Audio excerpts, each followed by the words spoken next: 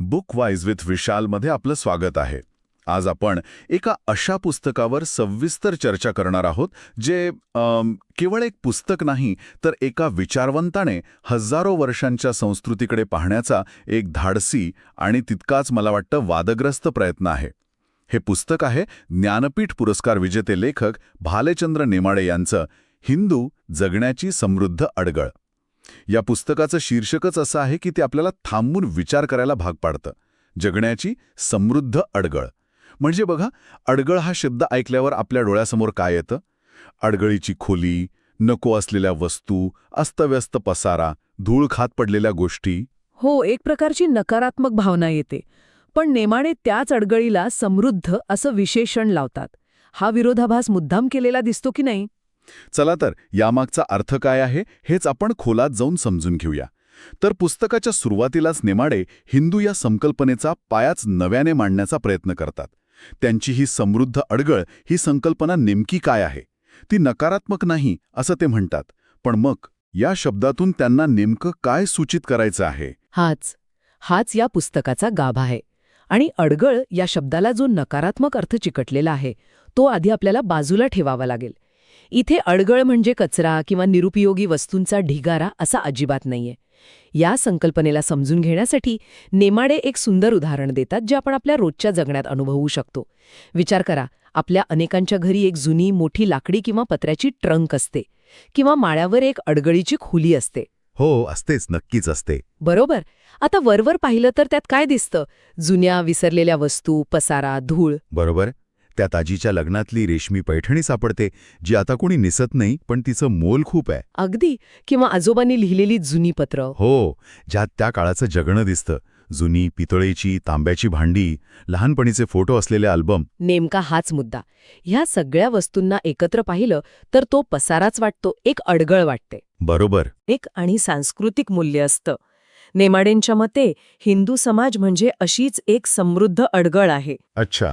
त्यात काय काय आहे? वेद, उपनिषद, पुराणं आहेत. तर त्याचवेळी लोककथा, म्हणी, गाव पातळीवरच्या देवतांवरील श्रद्धा, रूढी परंपरा, सण उत्सव. हो, वेगवेगळ्या समजुती, ज्ञानप्रणाली आणि हजारो वर्षांचे जगण्यातून आलेले अनुभव साठलेले आहेत. या सगळ्या गोष्टी वरवर पाहता एकमेकांशी विसंगत, अस्ताव्यस्त वाटू शकतात. पण ह्याच अस्ताव्यस्त दिसणाऱ्या साठ्यातून या समाजाची लवचिकता आणि कोणत्याही परिस्थितीत टिकून राहण्याची अफाट क्षमता निर्माण झालीये, असं नेमाडे म्हणतात. वाव, हे उदाहरण खरंच खूप समर्पक आहे. म्हणजे पाश्चात्य धर्मांसारखं नाही, जिथे सगळं काही एकाच पवित्र पुस्तकात, एकाच शिस्तीच्या चौकटीत, एकाच प्रार्थना पद्धतीत बसवलेलं असतं. अगदी. इथे सगळं काही विखुरलेलं आहे, पण तरीही कुठेतरी आतून एकमेकांशी जोडलेलं आहे. नेमका हाच फरक नेमाडे अधोरेखित करतात. ते ठामपणे सांगतात की हिंदू हा ख्रिश्चन किंवा इस्लामसारखा एक संघ, शिस्तबद्ध, सेमिटिक धर्म नाही. तिथे एक प्रेषित, एकच पवित्र ग्रंथ, एकच प्रार्थना पद्धत आणि एकच अंतिम सत्य असं काही नसतं. इथे अनेक सत्य एकाच वेळी नांदू शकतात. म्हणजे बघा, एका बाजूला कर्मकांडांवर जोर आहे तर दुसऱ्या बाजूला चार्वाकांसारखे भौतिकवादी, नास्तिक विचारही याच परंपरेत सामावले गेले आहेत. त्यांना कधी या परंपरेने बाहेर फेकलं नाही. हीच विसंगती आणि हीच विविधता हिंदू समाजाची खरी ताकद आहे. याचं अजून एक उदाहरण द्यायचं झालं तर एखाद्या मोठ्या जंगलाचा विचार करा. अच्छा. त्यात फक्त एकाच प्रकारचे, एकाच उंचीचे वृक्ष नसतात. त्यासोबत लहान झुडपं, वेली, गवत, कीटक, पक्षी, प्राणी असं सगळंच असतं. एक प्रचंड जैवविविधता असते. हो, आणि म्हणूनच ते जंगल कोणत्याही एका रोगामुळे किंवा मोठ्या वादळामुळे पूर्णपणे नष्ट होत नाही. बरोबर. काही झाडं पडली तरी बाकीचं जंगल तग धरून राहतं. या उलट एखाद्या शेतात जिथे फक्त एकाच प्रकारचं पीक लावलेलं असतं, म्हणजे मोनोकल्चर, तिथे एक कीड आली की सगळं पीक नष्ट होतं. अगदी बरोबर. तीच गोष्ट समाजालाही लागू होते असं नेमाडे सुचवतात. हिंदू समाजाची ही अडगळ म्हणजे त्याची जैवविविधता आहे. आणि त्यामुळेच हजारो वर्षांपासून कितीतरी आक्रमणं झाली, वेगवेगळे विचार आले, तरी हा समाज पूर्णपणे बदलून गेला नाही. तो टिकून राहिला. त्याची मूळ रचना कुठेतरी कायम राहिली. आणि ही टिकून राहण्याची पद्धत, ही लवचिकता, मला वाटतं त्यांच्या काळाच्या आणि इतिहासाच्या संकल्पनेतूनच येते. हा एक खूपच रंजक मुद्दा आहे पुस्तकातला. नेमाडे म्हणतात की हिंदूंनी कधी इतिहास लिहिलाच नाही. हे ऐकायला थोडं विचित्र वाटतं. हो, कारण आपण तर शाळेत भारताचा मोठा इतिहास शिकलो आहोत. आपल्याकडे पुराणं आहेत, रामायण महाभारत आहे. मग नेमाडे असं का म्हणतात? हा खूप महत्वाचा प्रश्न आहे, कारण इथे इतिहास या शब्दाचा अर्थ समजून घ्यावा लागतो. नेमाडे जेव्हा इतिहास लिहिला नाही असं म्हणतात, तेव्हा ते पाश्चात्य पद्धतीच्या हिस्ट्रीबद्दल बोलत असतात. हिस्ट्री म्हणजे काय? म्हणजे काय तर राजा महाराजांची वंशावळ, युद्धांच्या अचूक तारखा, तहांच्या सविस्तर नोंदी, साम्राज्यांचा उदय आणि अस्त यावर काटेकोरपणे लक्ष केंद्रित करून केलेलं लेखन. अच्छा, जसं युरोपात झालं. हो, जसं हेरोडॉटस किंवा थुसिडायडिस यांनी केलं तसं आपल्याकडे झालं नाही. आपल्या संस्कृतीने कालरेषेवर म्हणजे लिनियर टाईमवर लक्ष केंद्रित करण्याऐवजी चक्राकार वेळेवर भर दिला, सायक्लिकल टाईम. चक्राकार वेळ म्हणजे वेळेला एका सरळ रेषेत न पाहता एका चक्राच्या रूपात पाहणं. अगदी. हे चक्र कसलं तर निसर्गात दिसणारं ऋतूंचं चक्र. उन्हाळा, पावसाळा, हिवाळा आणि पुन्हा उन्हाळा. पेरणी कापणीचं, शेतीचं चक्र. बरोबर. सण उत्सवांचं चक्र जे दरवर्षी पुन्हा पुन्हा येतं. आणि सरतेशेवटी जन्म, मृत्यू आणि पुनर्जन्माचं चक्र. या चक्राकार दृष्टिकोनामुळे काय झालं की सत्ता बदलल्या, राजे आले गेले, परकीय आक्रमणं झाली, पण गावागावांतील जगण्याचं हे मूळ चक्र अव्याहतपणे सुरू राहिलं. लोकांच्या जगण्यावर त्याचा खूप मोठा परिणाम झाला नाही. नाही, हीच ती अडगळ आहे जी कोणत्याही लिखित इतिहासात सापडणार नाही, पण ती लोकांच्या जगण्यात, त्यांच्या सवयींमध्ये आणि त्यांच्या सामूहिक स्मृतीमध्ये खोलवर रुजलेली आहे. त्यामुळेच बाहेरून किती धक्के बसले तरी आतला गाभा टिकून राहिला. बरोबर. पण मग रामायण, महाभारत यांना आपण काय म्हणायचं? तो इतिहास नाही का? नेमाड्यांच्या मते तो पाश्चात्य अर्थाने हिस्ट्री नाही, तर तो इतिहास आहे. आस म्हणजे असे असे घडले होते, पण ते केवळ घटनांची नोंद नाही. अच्छा. त्यात सत्य, धर्म, नीतिमत्ता, मानवी स्वभाव यावरचं चिरंतन भाष्य आहे. म्हणूनच हजारो वर्षांनंतरही ते आपल्याला प्रासंगिक वाटतं. ते काळाच्या चक्रात पुन्हा पुन्हा अर्थपूर्ण ठरतं. अगदी. ते तारखांमध्ये अडकलेलं नाही, तर ते मानवी अनुभवाच्या चक्रात गुंतलेलं आहे. म्हणजे इतिहासाकडे पाहण्याचा दृष्टिकोनच वेगळा आहे. घटनांच्या नोंदीपेक्षा त्यातून मिळणाऱ्या शिकवणीवर किंवा जगण्याच्या पद्धतीवर जास्त भर आहे. पण यात सामूहिक स्मृतीमध्ये आणि जगण्याच्या पद्धतीमध्ये काही कटू गोष्टीही आहेत, जसं की जातीव्यवस्था. या अत्यंत महत्त्वाच्या आणि तितक्याच वादग्रस्त मुद्द्याकडे नेमाडे कसे पाहतात, या विषयावर बोलताना अनेकदा टोकाच्या भूमिका घेतल्या जातात. हो, आणि नेमाडे इथेही एक वेगळा पण तितकाच वादग्रस्त दृष्टिकोन मांडतात. सगळ्यात आधी हे स्पष्ट करायला हवं की नेमाडे जातीव्यवस्थेचं किंवा त्यातील शोषणाचं आणि अन्यायाचं समर्थन अजिबात करत नाहीत. हे महत्त्वाचं आहे. हो, पण ते तिचा इतिहास आणि रचना समजून न घेता केवळ पाश्चात्य चष्म्यातून केल्या जाणाऱ्या टीकेला अपुरं मानतात. त्यांच्या मते ही व्यवस्था केवळ शोषणासाठी निर्माण झाली नव्हती. एक मिनिट, हे विधानच अनेकांना धक्कादायक वाटू शकतं. म्हणजे ही कामांची विभागणी होती असं म्हणणं म्हणजे त्यातील जन्मावर आधारित उच्च नीचतेच्या आणि शोषणाच्या घटकाला कमी लेखण्यासारखं होत नाही का? तुमचा मुद्दा बरोबर आहे आणि हेच भीती अनेकांना वाटते. पण नेमाड्यांना काय म्हणायचंय ते समजून घेऊ. ते म्हणतात की केवळ शोषण या एकाच दृष्टिकोनातून पाहिलं तर ही व्यवस्था हजारो वर्ष कशी टिकली याचं उत्तर मिळत नाही. त्यांच्या मते सुरुवातीच्या काळात ती कामांची विभागणी, पिढ्यानपिढ्या चालत आलेल्या कौशल्यांचं, स्किल्सचं एका पिढीकडून दुसऱ्या पिढीकडे हस्तांतरण आणि सामाजिक स्थैर्याची एक रचना होती. अच्छा. प्रत्येक गटाकडे एक विशिष्ट कौशल्य होतं आणि समाज त्या कौशल्यांवर अवलंबून होता. यात लवचिकता होती, मात्र कालांतराने ती ताठर म्हणली, जन्मावर आधारित झाली आणि मग ती पूर्णपणे अन्यायकारक आणि शोषणाची व्यवस्था बनली. नेमाडे त्यातील शोषणाला नाकारत नाहीत, पण ते म्हणतात की या व्यवस्थेच्या सामाजिक मानसिक मुळांपर्यंत जायला हवं. अच्छा, म्हणजे इथेही तोच मुद्दा येतो की पाश्चात्य इक्वालिटी किंवा लिबर्टीची संकल्पना जशीच्या तशी इथे लागू करण्याऐवजी या व्यवस्थेच्या मूळ रचनेचा अभ्यास करण्याची गरज आहे, असं त्यांचं म्हणणं आहे. अगदी बरोबर. ते म्हणतात की यावर उपाय म्हणून केवळ पाश्चात्य विचारांची, जसं की समता किंवा स्वातंत्र्याच्या अमूर्त कल्पनांची मलमपट्टी करून चालणार नाही. वरवर कायदे करून किंवा घोषणा करून मूळ प्रश्न सुटणार नाही. बरोबर, कारण हा बदल समाजाच्या आतून, त्याच्या मानसिकतेतून आणि अनुभवातून घडायला हवा. हे म्हणणं काहीसं आदर्शवादी वाटू शकतं, पण त्यांचा रोख असा आहे की बाहेरून लादलेले उपाय अनेकदा समाजाच्या मूळ रचनेला धक्का देतात, पण मानसिकता बदलत नाहीत. म्हणजे नेमाड्यांचा एकूणच पाश्चात्य आधुनिकतेवर एक मोठा आक्षेप आहे असं दिसते. हा आक्षेप फक्त जातीव्यवस्थेच्या विश्लेषणापुरता मर्यादित नाही. हो, आणि हा त्यांच्या विचारांचा केंद्रबिंदू आहे.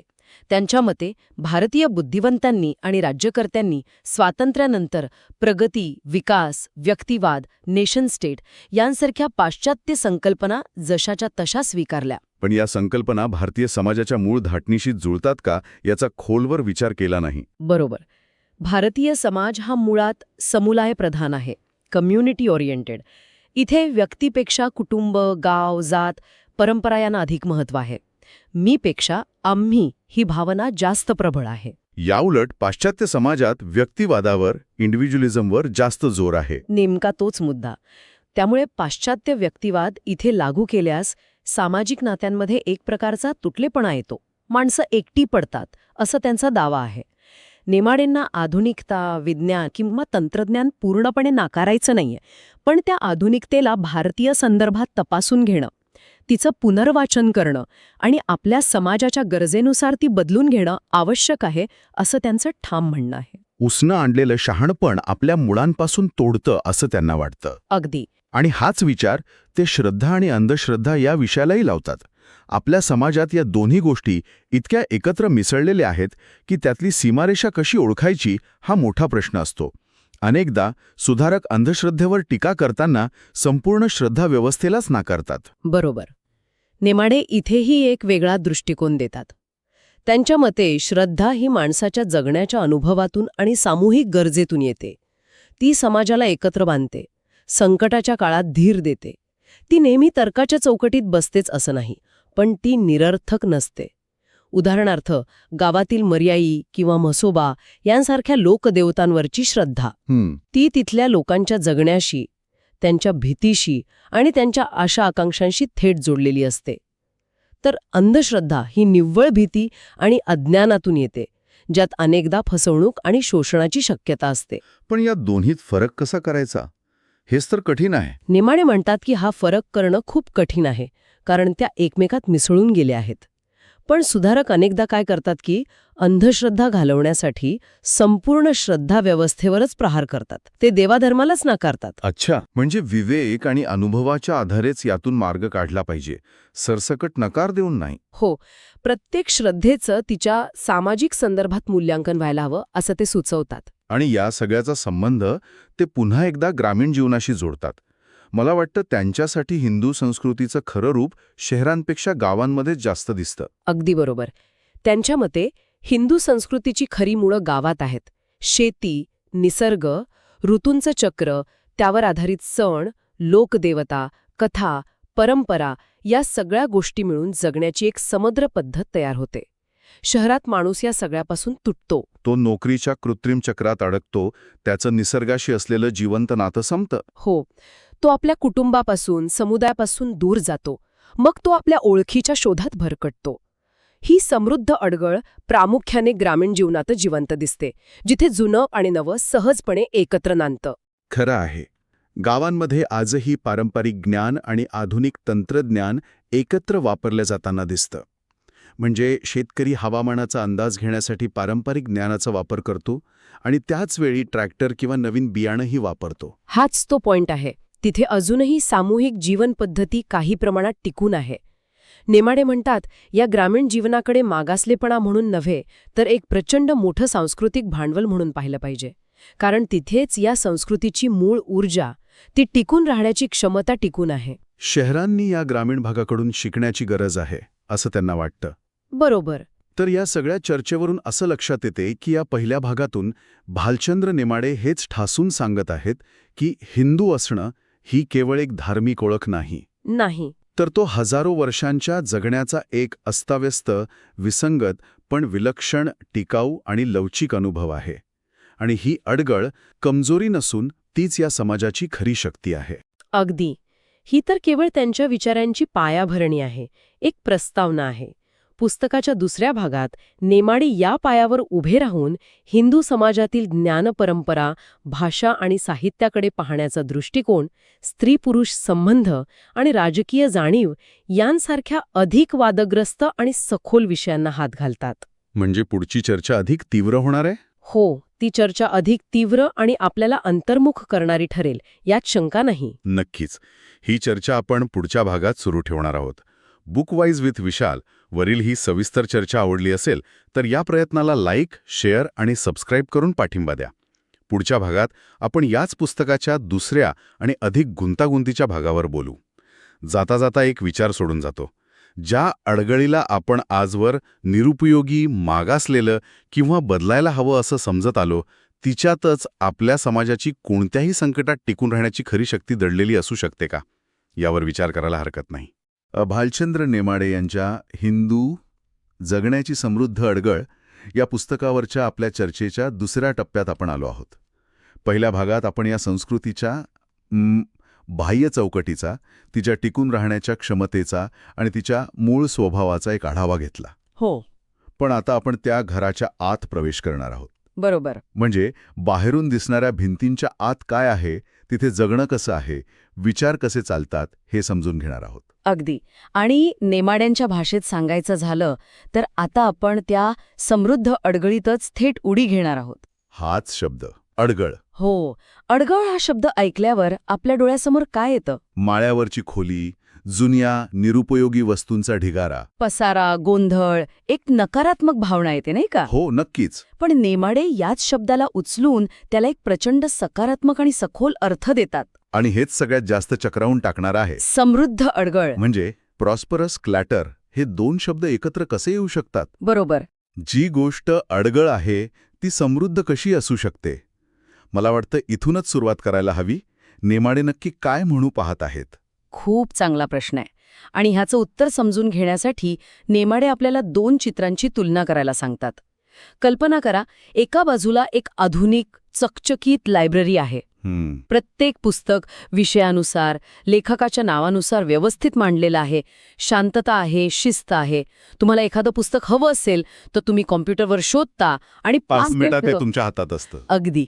हे झालं पाश्चात्य ज्ञानाचं प्रतीक. वर्गीकृत, सुटसुटीत, कार्यक्षम. अगदी डोळ्यासमोर आलं चित्र, सगळं काही जागच्या जागी. पण मग दुसरं चित्र कोणतं? दुसरं चित्र आहे आपल्या आजीच्या घराचं. अच्छा. विशेषतः तिच्या स्वयंपाकघराचं किंवा देवघराजवळच्या खोलीचं. तिथे एका डब्यात मसाल्यांसोबतच सर्दी खोकल्यावरची एखादी आयुर्वेदिक गोळी सापडेल. हो, हे तर प्रत्येक घरात असतं. पोथ्यांच्या कपाटात एखाद्या जुन्या साधूच्या गोष्टीचं पुस्तक असेल. माळ्यावरच्या खोलीत जुन्या पित्तळी भांड्यांसोबतच आजोबांनी वापरलेली एखादी वस्तू आणि तिच्याशी जोडलेल्या आठवणी असतील. बाहेरून पाहिलं तर हा सगळा पसारा वाटेल, अडगड वाटेल. बरोबर. पण जेव्हा घरात कुणाला खरचटतं तेव्हा आजी त्याच पसाऱ्यातून कुठून तरी हळद शोधून आणते. खरे. जेव्हा मन अशांत असतं तेव्हा त्याच देवघरातून एखादी कहाणी सांगितली जाते. वा, म्हणजे जी गोष्ट बाहेरच्या व्यक्तीला पसारा किंवा गोंधळ वाटू शकते तीच त्या घरात राहणाऱ्यांसाठी एक जिवंत, उपयोगी आणि अनुभवांचा साठा आहे. संकटाच्या वेळी ती लायब्ररी नाही तर हीच अडगळ उपयोगी पडते. आता मला कळते की नेमाडे समृद्ध हा शब्द का वापरतात. अगदी बरोबर. ही अडगळ म्हणजे गेल्या हजारो वर्षांत या समाजाने जमवलेल्या अनुभवांचा, परंपरांचा, कथांचा, ज्ञानाचा आणि जगण्याच्या पद्धतींचा एक जिवंत साठा आहे. तो विस्कळीत आहे, अव्यवस्थित आहे. पण तो निरुपयोगी नाही. उलट तोच या समाजाचा खरा आधार आहे. आणि आजच्या चर्चेत आपण हीच अडगळ ज्ञान, भाषा, साहित्य, नैतिकता आणि स्त्री-पुरुष संबंधांच्या बाबतीत कशी पसरलेली आहे हे उलगडून पाहणार आहोत. चला तर मग या अडगळीतलं पहिलं दालन उघडूया, ज्ञानाचं. आपण लायब्ररीचं उदाहरण घेतलंच, पण नेमाडे हिंदू आणि पाश्चात्य ज्ञानपरंपरेत नेमका काय फरक सांगतात? मुख्य फरक आहे ज्ञानाच्या स्वरूपाचा आणि त्याच्या केंद्रीकरणाचा. म्हणजे पाश्चात्य परंपरेत ज्ञान हे लिखित आहे, संस्थात्मक आहे आणि काही ठराविक तज्ज्ञांच्या हातात असतं. अच्छा. म्हणजे ज्ञान मिळवण्यासाठी तुम्हाला शाळेत, कॉलेजात, विद्यापीठात जावं लागतं. तिथे एक ठरलेला अभ्यासक्रम असतो, परीक्षा असते आणि मग तुम्हाला एक पदवी मिळते जी सांगते की तुम्ही ज्ञानी आहात. पण मग आपल्याकडे असं नव्हतं का? आपल्याकडेही गुरुकुलं होती, ग्रंथ होते. होती, नक्कीच होती. पण नेमाडे सांगतात की ते ज्ञानाचं एकमेव केंद्र कधीच नव्हतं. हिंदू समाजात ज्ञानाचं असं केंद्रीकरण झालंच नाही. अच्छा. इथलं बहुतांश ज्ञान हे अनुभवावर आधारित होतं. ते मौखिक परंपरेतून एका पिढीकडून दुसऱ्या पिढीकडे जात होतं. उदाहरणार्थ? शेतकऱ्याला माहीत असतं की रोहिणी नक्षत्रात पेरणी केली की पाऊस चांगला मिळतो. हे ज्ञान त्याला कोणत्या कृषी विद्यापीठाच्या पुस्तकातून मिळालेलं नसतं. तर त्याच्या वडिलांनी आजोबांनी त्याला शेतात काम करताना सांगितलेलं असतं. अगदी. एका वैद्याला जंगलातली कोणती वनस्पती कोणत्या आजारावर गुणकारी आहे हे माहीत असतं. घरातल्या आजीला बाळंतिणीची काळजी कशी घ्यायची हे अनुभवातून माहीत असतं. म्हणजे खरं ज्ञान हे ते जगण्यातच विरघळलेलं होतं. ते कोणत्या एका ग्रंथात किंवा संस्थेत बंदिस्त नव्हतं. नेमका हाच मुद्दा. नेमाड्यांच्या मते जेव्हा दुष्काळ, पूर, रोगराई किंवा परकीय आक्रमणांसारखी मोठी संकटं आली, तेव्हा विद्यापीठातले ग्रंथ नाही, तर हेच जगण्यातलं अनुभवातून आलेलं शहाणपण समाजाला तारून नेत होतं. अगदी हीच त्या अडगळीची खरी ताकद आहे. ती लवचिक आहे, परिस्थितीनुसार बदलणारी आहे. भाषेचा मुद्दा महत्वाचा ठरत असेल नाही का? हो, कारण संस्कृत तर फक्त काही ठराविक लोकांपुरतीच मर्यादित होती. तुम्ही अगदी बरोबर धागा पकडला. इथेच नेमाडे हिंदू संस्कृतीच्या एका मोठ्या शक्तीकडे बोट दाखवतात, तिची बहुभाषिकता. बहुभाषिकता. ज्ञान फक्त संस्कृतमध्येच होतं हा एक खूप मोठा गैरसमज आहे, असं ते स्पष्ट म्हणतात. संस्कृत ही अभिजात ज्ञानभाषा होती हे खरं, पण तिच्या समांतर प्राकृत, पाली, अपभ्रंश आणि नंतर मराठी, तमिळ, बंगाली, कन्नड अशा शेकडो भाषांनी स्वतःचं स्वतंत्र ज्ञानविश्व उभं केलं होतं. बरोबर, म्हणजे प्रत्येक भाषेने आपापल्या परीने जगाचा अर्थ लावण्याचा प्रयत्न केला. हो, हे खूपच क्रांतिकारी होतं. विचार करा, ज्ञानेश्वरांनी गीतेसारखं गहन तत्वज्ञान सामान्यातलं सामान्य माणसाला समजेल अशा रसाळ मराठीत आणलं. तुकारामांनी त्यांच्या अभंगांमधून देव, जगणं आणि समाज यावर इतकं थेट आणि सोपं भाष्य केलं, जे मोठमोठ्या संस्कृत ग्रंथांमध्येही सापडणार नाही. पुरंदरदासांनी कर्नाटकात, कबीराने हिंदीत, चैतन्य महाप्रभूंनी बंगालीत हेच केलं. नेमाडे याला भाषिक राजकता म्हणतात. पण ती नकारात्मक अर्थाने नाही. त्यांच्या मते ही एक प्रकारची सांस्कृतिक लोकशाही होती. सांस्कृतिक लोकशाही. वा, म्हणजे प्रत्येकाला आपल्या भाषेत विचार मांडण्याचं आणि ज्ञान निर्माण करण्याचं स्वातंत्र्य. त्यामुळे एका भाषेची मक्तेदारी कधीच झाली नाही. अगदी. आणि ह्याच स्वातंत्र्याचा आणि गुंतागुंतीचा आविष्कार आपल्याला साहित्यातही दिसतो. हो, नेमाडे साहित्याकडे केवळ मनोरंजन किंवा बोध देणारं माध्यम म्हणून पाहत नाहीत. त्यांच्यासाठी साहित्य म्हणजे समाजाच्या जगण्याचा, त्याच्या अंतर्विरोधांचा एक आरसा आहे. बरोबर. विशेषतः ते रामायण आणि महाभारतासारख्या ग्रंथांकडे ज्या नजरेने पाहतात ते खूप रंजक आहे. मला वाटतं आपण लहानपणापासून या कथा चांगल्या विरुद्ध वाईट अशाच ऐकत आलो आहोत. राम म्हणजे आदर्श आणि रावण म्हणजे दुष्ट. पांडव म्हणजे चांगले आणि कौरव म्हणजे वाईट. हो, पण नेमाडे याकडे वेगळ्या दृष्टीने पाहतात का? हो, आणि इथेच आपल्याला त्या अडगळीचं खरं स्वरूप दिसतं. पाश्चात्य कथांमध्ये एक स्पष्ट हिरो असतो आणि एक विलन. सगळं अगदी काळ्या पांढऱ्या रंगात विभागलेलं असतं. पण नेमाडे दाखवून देतात की आपले ग्रंथ विरोधाभासांनी आणि नैतिक गुंतागुंतीने भरलेले आहेत. जसं की राम हा मर्यादा पुरुषोत्तम आहे, एक आदर्श राजा आहे. पण तोच वालीचा छपून वध करतो, तोच आपल्या गर्भवती पत्नीचा, सीतेचा त्याग करतो. आणि या निर्णयांवर आजही प्रश्न विचारले जातात. नक्कीच. आणि महाभारताचं तर विचारूच नका. तिथे तर सगळीच गुंतागुंत आहे. कृष्ण देवाचा अवतार आहे, पण तो युद्ध जिंकण्यासाठी कपटी डावपेचही वापरतो. युधिष्ठिर सत्य आणि धर्माचं प्रतीक आहे, पण त्याच्या एका चुकीमुळे द्रौपदीची विटंबना होते आणि महायुद्धाची ठिणगी पडते. नेमका हाच मुद्दा. याचा अर्थ काय होतो? तर या संस्कृतीने कधीही निर्दोष नायक किंवा पूर्ण खलनायक अशा सोप्या संकल्पना स्वीकारल्या नाहीत. माणसं आणि परिस्थिती ही राखाडी रंगाची असते. ती कधीच पूर्ण काळी किंवा पांढरी नसते. हे वास्तव या साहित्याने स्वीकारलं. ही नैतिक गुंतागुंत, हे प्रश्न विचारण्याचं स्वातंत्र्य, यामुळेच हे ग्रंथ हजारो वर्षांनंतरही जिवंत आहेत आणि आपल्याला विचार करायला लावतात. आणि हाच गुंतागुंतीचा आणि विरोधाभासाचा धागा तो समाजातल्या स्त्रीच्या स्थानाबद्दलही दिसतो. हा एक असा विषय आहे जिथे हा विरोधाभास सगळ्यात जास्त ठळकपणे समोर येतो. अगदी बरोबर. नेमाडे हा विषय अत्यंत संवेदनशीलतेने मांडतात. एका बाजूला स्त्रीला शक्तीचं, निर्मितीचं रूप मानलं जातं. तिला देवी म्हणून पूजलं जातं. लक्ष्मी, सरस्वती, दुर्गा. मातृदेवता, भूमाता या संकल्पना स्त्रीच्या सर्जनशील शक्तीला सर्वोच्च स्थान देतात. पण ही झालं तत्वज्ञानाच्या पातळीवर. आणि सामाजिक वास्तवात सामाजिक वास्तवात चित्र पूर्णपणे वेगळं दिसतं. तिथे विवाह, पितृसत्ता आणि वारसा हक्काच्या नियमांमुळे तिचं स्वातंत्र्य मर्यादित केलं गेलं, तिला दुय्यम स्थान दिलं गेलं, तिच्यावर अनेक बंधनं लादली गेली. हा जो टोकाचा विरोधाभास आहे तोच हिंदू समाजाच्या अंतर्गत विसंगतीचं उत्तम उदाहरण आहे. पण नेमाडे केवळ या शोषणावर बोट ठेवून थांबतात का? की ते स्त्रीच्या प्रतिकाराबद्दलही बोलतात? ते नक्कीच बोलतात. ते सांगतात की या चौकटीतही स्त्री पूर्णपणे निष्क्रिय किंवा बळी नव्हती. तिने स्वतःचा अवकाश शोधला. हो, स्वतःच्या अभिव्यक्तीचे मार्ग शोधले. संत परंपरेत बघा, मीराबाई, जनाबाई, मुक्ताबाई, अक्का महादेवी या स्त्रियांनी समाजाचे नियम झुगारून देवाशी थेट नातं जोडलं. आणि स्वतःच्या भावना, स्वतःचं अध्यात्म निर्भीडपणे त्यांच्या रचनांमधून मांडलं. अगदी.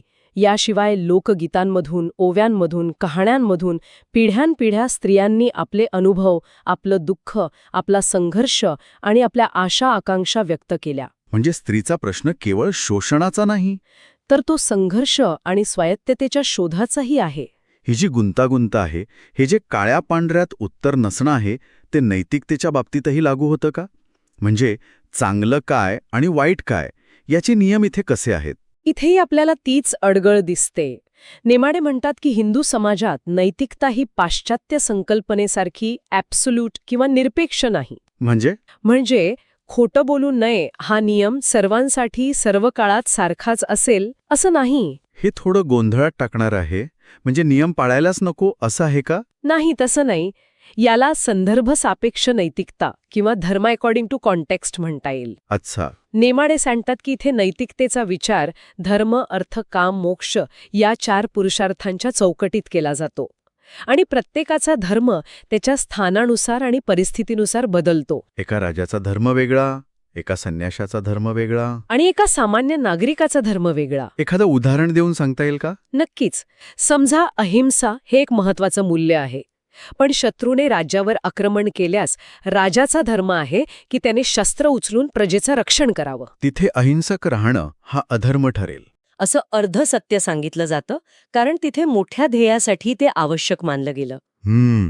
नेमाडे म्हणतात की याच लवचिकतेमुळे, याच संदर्भानुसार नियम वाकवण्याच्या क्षमतेमुळे हा समाज टिकून राहिला.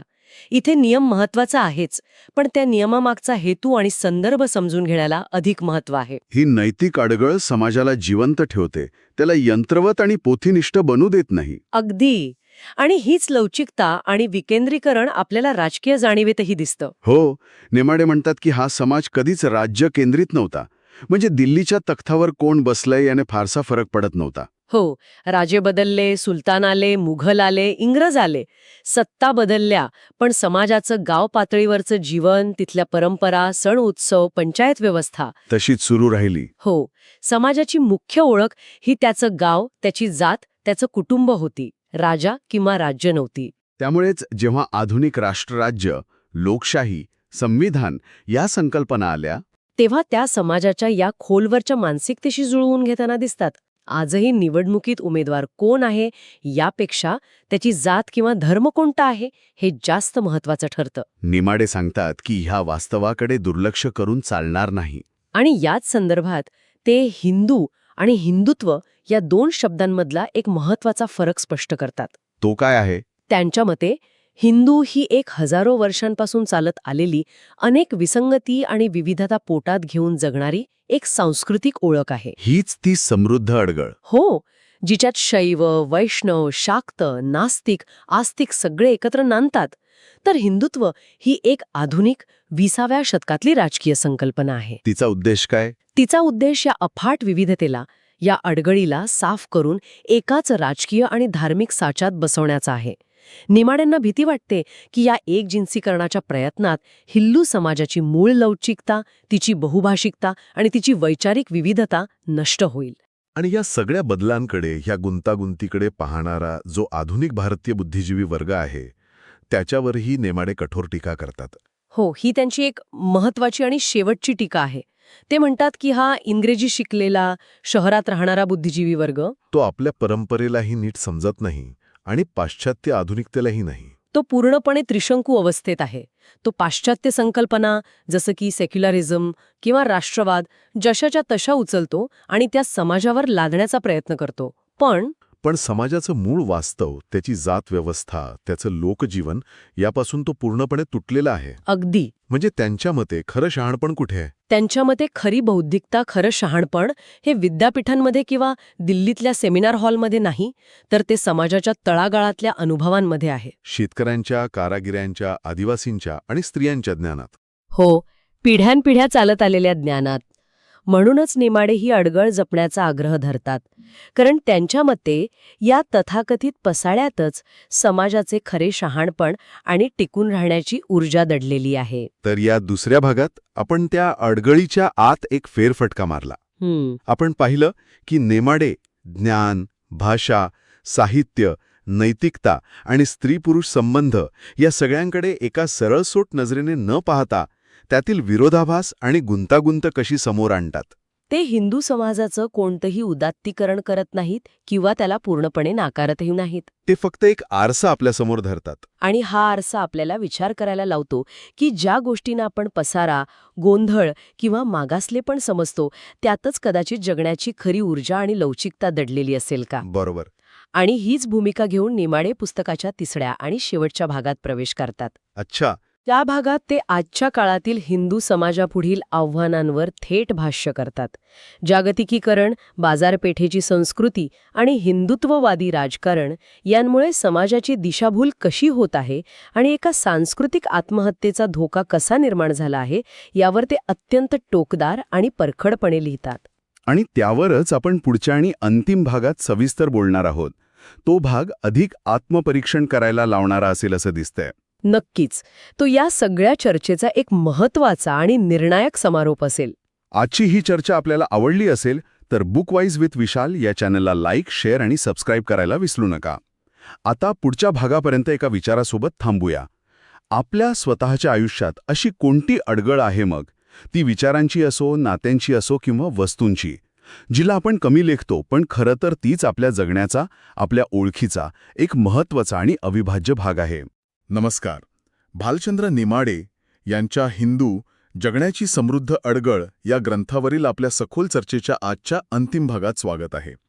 मागच्या 2 भागांमध्ये आपण या समाजाच्या हजारो वर्षांच्या इतिहासाची आणि त्याच्या वैचारिक जडणघडणीची मुळं शोधली. पण आज आपण थेट वर्तमानात उडी घेणार आहोत. आणि आजचा भाग कदाचित सगळ्यात जास्त अस्वस्थ करणारा आहे, कारण नेमाडे इथे समाजाला एक आरसा दाखवतात. आरसा? हो. आणि त्यांचं मुख्य निदान असं आहे की आज हिंदू समाजाला धोका बाहेरच्या शत्रूंकडून नाही, तर तो आतूनच आहे. समाज आतून पोखरला जातोय असं ते म्हणतात. बरोबर. आणि हा जो पोखरलेपणा आहे याचं विश्लेषण करण्यासाठी नेमाडे एक मोठी खूप विलक्षण संकल्पना वापरतात, समृद्ध अडगळ. आता अडगळ म्हटलं की आपल्या डोळ्यासमोर काय येतं तर निरुपयोगी, फेकून देण्यासारखं काहीतरी. मग ती समृद्ध कशी असू शकते? हाच तो विरोधाभास आहे. अगदी. आणि हाच विरोधाभास आजच्या हिंदू समाजाचं खरं चित्र दाखवतो असं नेमाडेंना वाटतं. चला तर मग या अडगळीच्या पेटीत नेमकं काय दडलंय ते उघडून बघूया. तर हा जो आतून धोका आहे, ज्याला नेमाडे आत्मविस्मरण स्वतःलाच विसरून जाणं असं म्हणतात, याचं रोजच्या जगण्यातलं स्वरूप काय आहे? हा गोंधळ नेमका दिसतो कसा? हा गोंधळ खरं तर आपल्या आजूबाजूला सगळीकडे दिसतो. नेमाड्यांच्या मते जागतिकीकरण, बाजारव्यवस्था आणि ही जी माध्यमं आहेत यांच्या रेट्यामुळे समाज आपली समृद्ध अडगळ फेकून द्यायला निघाला आहे. पण ही अडगळ नेमकं काय? ही अडगळ पिढ्यानपिढ्या चालत आलेले जगण्याचे अनुभव, स्थानिक शहाणपण, आपल्या परंपरा, श्रद्धा याला फेकून देणं स्वतःची ओळखच पुसून टाकण्यासारखं आहे की नाही. आणि धोका हाच आहे की आपण जे फेकून देतोय ते काय आहे याचंही आपल्याला भान राहिलेलं नाही. आणि यात तुम्ही जो बाजार व्यवस्थेचा उल्लेख केला तिची भूमिका खूप मोठी दिसते. नेमाड्यांची एक टीका तर खूप भेदक आहे की बाजारपेठेला माणूस नागरिक म्हणून नकोय, त्याला फक्त ग्राहक हवाय. अगदी. आणि इथेच संस्कृतीच्या व्यापारीकरणाचा मुद्दा येतो. बाजारव्यवस्था आपल्या सणांना, उत्सवांना, श्रद्धांना सगळ्या गोष्टींना एका प्रॉडक्टमध्ये बदलून टाकते. उदाहरणार्थ दिवाळीचं उदाहरण घ्या. दिवाळीचा मूळ आत्मा काय होता? एकत्र येणं, नाती जपणं, अंधारावर प्रकाशाने मात करणं. आज दिवाळी काय? Big billion day sale. बरोबर. गणेशोत्सव म्हणजे काय? तर सामाजिक एकोप्याऐवजी सर्वात उंच मूर्ती किंवा सर्वात महागडा देखावा याची स्पर्धा. म्हणजे नेमाड्यांच्या मते आपण आनंद साजरा करण्याऐवजी तो विकत घेऊ लागलो आहोत. सेलिब्रेट करण्याऐवजी कन्झ्युम करतोय. हाच खरा धोका आहे, नाही का? नेमका हाच मुद्दा. श्रद्धा कदाचित टिकून असेल, पण तिचा आत्मा हरवत चाललाय. नेमाडे याला सांस्कृतिक उपभोगाची प्रक्रिया असं म्हणतात आणि त्यांच्या मते ही समाजाच्या आत्महत्येची पहिली पायरी आहे. बापरे. कारण जेव्हा संस्कृती विकत घेण्याची वस्तू बनते तेव्हा तिची किंमत उरते, मूल्य नाही. आणि जागतिकीकरणाबद्दलही ते असंच काहीसं बोलतात. म्हणजे ते जागतिकीकरण पूर्णपणे नाकारत नाहीत, पण त्याच्या स्वीकाराच्या पद्धतीवर त्यांचा आक्षेप आहे. पूर्वी पण बाहेरून प्रभाव आलेच होते की. हो, पण फरक खूप मोठा आहे. नेमाडे सांगतात की हिंदू समाजाने पूर्वी बौद्ध, जैन, इस्लामी, ख्रिश्चन अशा अनेक संस्कृतींचे प्रभाव स्वीकारले, पण ते आत्मसात केले. आत्मसात केले म्हणजे त्यावर अंतर्गत संवाद साधला, त्यातलं काय घ्यायचं, काय आपल्या गरजेनुसार बदलायचं हे ठरवलं आणि मग त्याला आपलंसं केलं. आंधळेपणाने नक्कल केली नाही. अच्छा, म्हणजे जसं आपण बाहेरून आलेले एखादा पदार्थ, समजा पिझ्झा, पण त्यावर आपल्या मसाल्यांचा थर देऊन इंडियन बनवतो, तसं काहीसं? अगदी उत्तम उदाहरण आहे हे. आज मात्र पाश्चात्य जीवनशैली, त्यांच्या यशाच्या कल्पना, त्यांचं राहणीमान हे कोणत्याही संवादाशिवाय स्वीकारलं जातंय. जे ट्रेंडिंग आहे तेच कूल आहे. बरोबर. आणि याचा परिणाम काय होतोय तर तरुण पिढीला स्वतःची परंपरा, स्वतःची भाषा, स्वतःचे सण हे ओझे वाटू लागलेले आहेत. त्यांना ते मागासलेपणाचं लक्षण वाटतं. निमाड्यांसाठी हीच सर्वात मोठी चिंतेची गोष्ट आहे. आणि ही जी तुटकता आहे परंपरेशी आणि स्वतःच्या मुळांशी, ती निर्माण करण्यात आपल्या शिक्षण व्यवस्थेचा किती वाटा आहे? कारण निमाडे तर शिक्षण व्यवस्थेवरही खूप कठोर टीका करतात. हो, त्यांच्या मते आधुनिक शिक्षण व्यवस्था माणूस घडवण्याऐवजी कामगार तयार करते. हे पूर्णपणे रोजगार केंद्रित शिक्षण आहे. म्हणजे शिक्षण कशासाठी? तर चांगली नोकरी मिळवण्यासाठी. अगदी. त्यामुळे त्यात स्थानिक इतिहास, लोककला, शेतीचं ज्ञान, आपली भाषा, सांस्कृतिक स्मृती याला काहीही स्थान नाही. आणि मग याचा परिणाम असा होतो की शिकलेला तरुण आपल्याच समाजापासून, गावापासून, शेतीपासून तुटतो. त्याला शहरातले आयुष्य खरं वाटतं आणि गावातलं सगळं काहीतरी तुच्छ वाटू लागतं. बरोबर. ही तुटकता समाजासाठी अत्यंत घातक आहे. कारण हिंदू समाजाची मुळं आजही ग्रामीण आणि कृषी संस्कृतीत आहेत हे आपण विसरतो. हे शिक्षण माणसाला अधिक संवेदनशील बनवण्याऐवजी जास्त आत्मकेंद्रित बनवतंय. तो स्वतःच्या करिअरचा विचार करतो, समाजाचा नाही. हीच ती मुळांपासून उखडणारी प्रक्रिया आहे. पण एक मिनिट, आजच्या जगात रोजगाराभिमुख शिक्षण ही गरज नाही का?